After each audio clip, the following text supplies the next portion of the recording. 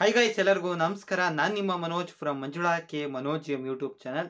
Guys, ಈ ಒಂದು ವಿಡಿಯೋದಲ್ಲಿ ಯಾವುದೇ ಕಂಪ್ನಿ IPOಗೆ ಬರುವಾಗ ಒಂದು ಫ್ರೆಶ್ ಇಶ್ಯೂ ಅಂತ ಇರುತ್ತೆ, ಇನ್ನೊಂದು ಆಫರ್ ಫಾರ್ ಸೇಲ್ ಅಂತ ಇರುತ್ತೆ. ಹಂಗಂದ್ರೇನು ಅದ್ರ ಬಗ್ಗೆ ತಿಳ್ಕೊಳ್ಳೋಣ. ಅದ್ರಕ್ಕಿಂತ ಮುಂಚೆ ನೀವಿನ್ನೂ ನಮ್ಮ ಚಾನಲ್ಗೆ ಸಬ್ಸ್ಕ್ರೈಬ್ ಆಗಿದೆವರೆ ದಯವಿಟ್ಟು ಸಬ್ಸ್ಕ್ರೈಬ್ ಆಗಿ, ಜೊತೆಗೆ ಪಕ್ಕದಲ್ಲಿರುವ ಬೆಲ್ ಐಕಾನ್ ಅನ್ನು ಕ್ಲಿಕ್ ಮಾಡಿ.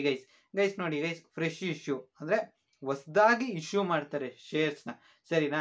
ಈಗ ಮೊದಲು 1,000 ಶೇರ್ ಇತ್ತು ಅಂದರೆ ಹೊಸದಾಗಿ ಶೇರ್ಸ್ನ ಇಶ್ಯೂ ಮಾಡೋದ್ರಿಂದ ಅದು 2,000 ಶೇರ್ ಸಹ ಆಗ್ಬೋದು. ಅದೇ ಆಫರ್ ಫಾರ್ ಸೇಲ್ ಅಂದರೆ, ಈಗ ನಂದೇ ಕಂಪ್ನಿ, ನನ್ನ ಹತ್ರ ನಂದು ಕಂಪ್ನಿದು 1000 ಶೇರ್ಗಳಿದ್ದಾವೆ. ನಾನು ಅದನ್ನ ಬಂದು ನಿಮಗೆ ಮಾರ್ತೀನಿ.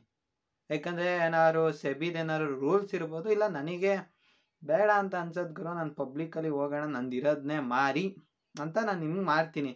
ನಾನು ಆಫರ್ ಫಾರ್ ಸೇಲ್ ಮಾಡಿದಾಗ ನೀವು ನನ್ನ ಶೇರ್ನ ದುಡ್ಡು ಕೊಟ್ಟು ತೊಗೊಂಡ್ರೆ ನನಗೆ ಬರುತ್ತೆ, ಅಂದರೆ ನನ್ನ ಅಕೌಂಟಿಗೆ ಬರುತ್ತೆ. ಅದೇ ಏನಾದ್ರು ನೀವು ಫ್ರೆಶ್ ಇಶ್ಯೂ ಅಲ್ಲಿ IPOಗೆ ಅಪ್ಲೈ ಮಾಡಿ ನಿಮಗೆ ಅವಾಗ ಸಿಕ್ಕರೆ ಆ ದುಡ್ಡು ಕಂಪ್ನಿಗೆ ಹೋಗುತ್ತೆ, ಸರಿನಾ? ಆಫರ್ ಫಾರ್ ಸೇಲ್ ಅಂದರೆ ಪ್ರಮೋಟರಿಗೆ ಬರುತ್ತೆ, ಫ್ರೆಶ್ ಇಶ್ಯೂ ಅಂದರೆ ಕಂಪ್ನಿಗೆ ಹೋಗುತ್ತೆ, ಸರಿನಾ ಗೈಸ್? ಐ ಥಿಂಕ್ ಇದು ನಿಮ್ಗೆ ಇಷ್ಟು ಅರ್ಥ ಆಯಿತು ಅನ್ಕೋತೀನಿ. ಮತ್ತು ಒಂದೊಂದು ಸತಿ IPOಗಳಲ್ಲಿ ಫ್ರೆಶ್ ಇಶ್ಯೂನೂ ಇರುತ್ತೆ, ಆಫರ್ ಫಾರ್ ಸೇಲ್ ಇರುತ್ತೆ. ನೀವು IPOಗೆ ಅಪ್ಲೈ ಮಾಡೋದಕ್ಕಿಂತ ಮುಂಚೆ ಇದು ಫ್ರೆಶ್ ಇಶ್ಯೂನ ಆಫರ್ ಫಾರ್ ಸೇಲಾ ಕರೆಕ್ಟಾಗಿ ತಿಳ್ಕೊಳ್ಳಿ. ಫ್ರೆಶ್ ಇಶ್ಯೂ ಆದರೆ ಏನಕ್ಕೆ ಬರ್ತಾ ಇದ್ದಾರೆ, ಬಿಸ್ನೆಸ್ ಎಕ್ಸ್ಪೆಂಡ್ ಮಾಡೋಕ್ಕ ಅಥವಾ ಸಾಲ ತೀರ್ಸಕ್ಕ, ಏನಕ್ಕೆ ಅಂತ ತಿಳ್ಕೊಳ್ಳಿ.